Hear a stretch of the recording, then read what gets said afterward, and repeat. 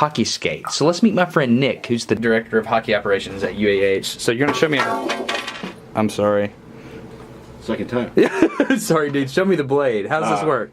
So the blade's here, if you look, it's two separate edges, so I'll draw up here for you. Okay.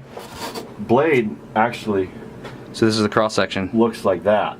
No way. A lot of people think it looks like that, but it's actually, there's a hollow in here. Really? Yep. Oh, yeah. Can we see the sharpener? Yeah. I like the name. Blade Master! This is the wheel, which actually sharpens the skate. How do you hold the blade up there? Is this a sled or Jig, something? slider. Everybody's got their own little nickname for it. Okay, and so then if the wheel were turning, you would bring that in there. Let me focus. Okay, I can see that curvature that you're talking about. Can you go closer, if you would, to the wheel? So that's the radius of the skate. 3/8, half, 5/8. I'm not sure I understand. You're saying this hollow right here. Yeah, some of them will look like that. Some of them will look like that. Some of them will look like that.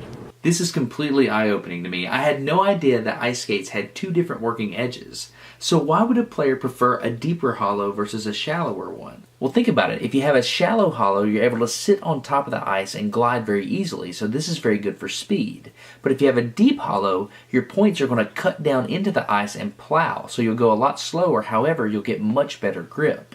And if there's one thing a hockey player needs, it's good grip. Have you ever seen them stop and change directions?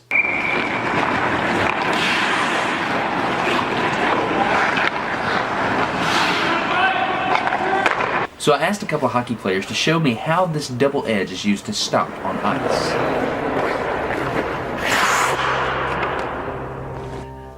Behold the awesomeness of physics. Isn't that crazy? Look at what he's doing. He's controlling that edge and scratching the top layer of ice off, but he's doing it in such a way that it's converting that shear energy into power, which he's using to decelerate. Some people want to believe that hockey players are just dumb brutes, but I'm not buying it. I told this player I wanted him to stop on a very specific spot on the ice so I could zoom in with a Phantom and catch the ice spray. And he did it on the very first try.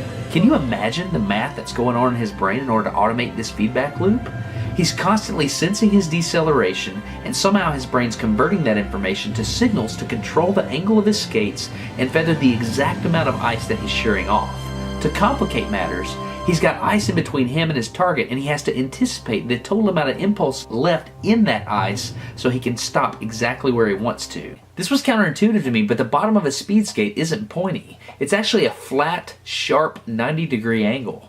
To see speed skaters in action, let's go to the Pettit National Ice Center in Milwaukee and check out the U.S. Junior Long Track Championships. Okay, look at how the skater starts off the line. You see that open stance?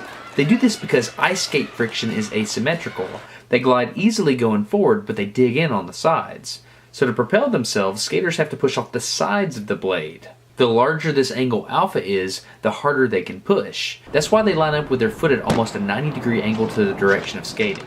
Speed skates are flat, which means each individual stride has to be perfectly level when the foot hits the ice. This can be a problem because when you extend your ankle, the blade tries to come up off the ice.